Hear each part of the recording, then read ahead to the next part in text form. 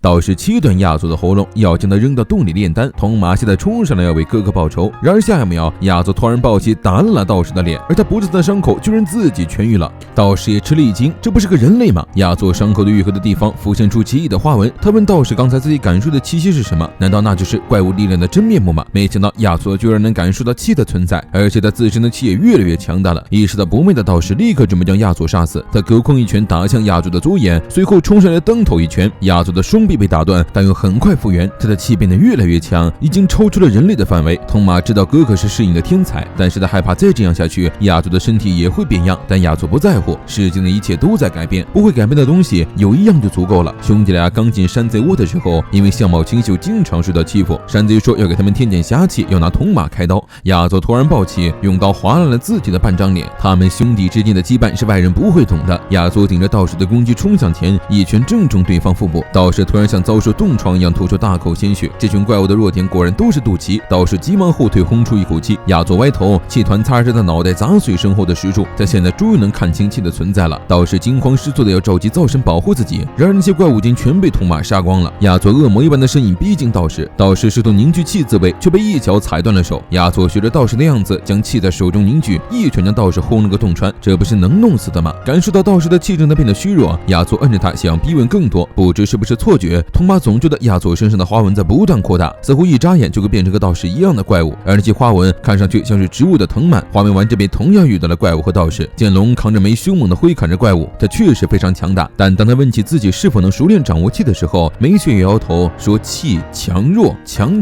不行。不仅是他，连画眉丸眉也摇头说不行，搞得几人完全摸不着头脑。复职这边忙着解剖怪物，每个怪物的生理构造不同，弱点也不一样。要说从生理层面上难以理解的，梅也是一样的。想起梅也曾经对用过奇异的力量，花眉丸很想问问梅到底是什么人，结果他刚干过去就把梅给惹哭了。剑龙则会在弄哭小姑娘，眼神那么凶还怎么受欢迎，还擅自将花眉丸认成了弟弟。花眉丸表示不需要，他已经有老婆了。两个人一边闲聊一边打怪。复职发现花眉丸比传说中的更有人情味。蜈蚣道士突然冲上前抓走了剑龙肩头的梅，并恭敬地称呼他为梅大人。自从梅被内城放逐后就消失了数百年，连命令他们不许擅自搜寻，这让他们倒是不知所措。倒是希望梅回到蓬莱引导他们，因为他也是天仙之一。花眉丸知道继续参与这种麻烦事，他很难达成自己的目的。理智告诉他现在就应该抽身离开，但梅含泪回头看着他。花眉丸下意识挡在了梅的面前，他知道自己是在冲动行事，但是他绝不会再将梅弄哭了。见花眉丸多管闲事，道士也不打算手下留情。他的身后突然出现一个异形道士，瞬间大批的人面蝴蝶和蜈蚣赶到。意识到道士就是操纵蝴蝶的人，剑龙终于找准机会来报他的断手之仇。什么东西都要靠失去才能得到磨练，他的剑术变得更强，这还不得好好谢谢人家。突然一道攻击隔空打来，正中剑龙侧脸。花眉丸警告剑龙不要随意进攻，对方会使用看不见的法术。下一秒两人就遭到了道士鬼魅般的进攻，一个想消灭蝴蝶，一个想对付道士，两个人非常没有默契的撞在了一起。道士直言花眉丸不是他们的对手，而且跟梅也没什么关系，为什么要保护他？这要是放在之前，花眉丸不会来趟这道浑水，但是来到岛上之后，他已经不是那个空洞的花眉丸。他问道士为什么如此执着于梅，道士表示他们是修气炼气之人，而梅是的修行中不可或缺的存在。气存在于万物之中，增强气的修行有5项：导引、胎息、守一、周天，而最重要的就是房中术。万物必然含有阴气或阳气之一，靠循环阴阳两极，气能不断增强，依靠引导和胎息调整心体，二者阴阳结合进行循环，这样强化的气具备超越世间常理的能力。极尽此道者就是天仙。天仙不仅精通房中术，还是本身就能完成阴阳循环的超常存在，不断完成阴阳循环，通过转化增强气，成为炼成最高等级气的千年不断修行。阴阳以性别的形式表现，天仙一人便是2级，可以做到男女互换，但普通的生物只具备2级之一，因此完成阴阳2级的循环需要伙伴。他们道士代表雄性，具备阳气，而梅具备上等的阴气，梅与他们结合进行循环，就能锻炼房中术。此话一出，在场的正常人都觉得恶心，居然只是将梅当成修炼的道具吗？梅和天仙处的同源，却只是具备阴气的劣质品，因此被从蓬莱放逐。当时连给了梅2个选项，一是就这样留在外面，二是作为道士的修行留在蓬莱。他身上的伤就是连打血的标记，而自那之后梅就不知所踪了。道士迫切的希望梅能回到蓬莱和他们修行，听不下去的剑龙打断了道士的话，怪不得梅表现这么害怕，原来都是一群恶心的变态。剑龙准备去将蜈蚣解决，突然发现画眉丸周身怒气翻涌，整个人散发着不寒而栗的气息，将梅当成物品随意使用，他完全无法容忍这种行为。道士也察觉出画眉丸的不一般，随即使出泥鬼师姐，用蜈蚣和蝴蝶将自己团团包围，看到让人散之狂掉，战斗一触即发。虽然道士的威力不如天仙，但是他们对抗起来仍旧困难。剑龙因为中了蝴蝶灵粉眩晕不已，画眉丸及时会员竖起火枪暂时抵消，害怕随意攻击会伤到梅，道士只好在火墙外暂时等待。化缘丸能模糊地感觉到气的存在，但是却无法进一步。他们又听不懂梅的话，这时复之突然开口，说好像是用力过猛的意思，想要看到气，需要的是强与弱共存的心灵。复之的理解能力还是很强的，他让梅触碰到了自己的气，进而感受到气血，而想要看到气，还需要通过修行让心灵达到特定的状态，特别是化梅丸，它需要让心灵变得弱一点。气就像生命力具象化后的东西，若不能具备强弱两方，就感觉不到。梅牵起化丸的手，强是弱的果实，弱是强的种子，无论强或弱，全都非常重要。在那一瞬间，化梅丸似乎感受到了什么，随后转身朝火墙走去。梅突然惊叹一声，化梅丸的气变得很大，他几乎是在瞬息间领悟了气的存在，轻松躲开了道士的攻击，不屑放弃人心修炼的结果。这就是空洞的化梅丸的本性，通过气的流向，化梅丸能够预判对手的攻击意念和方向，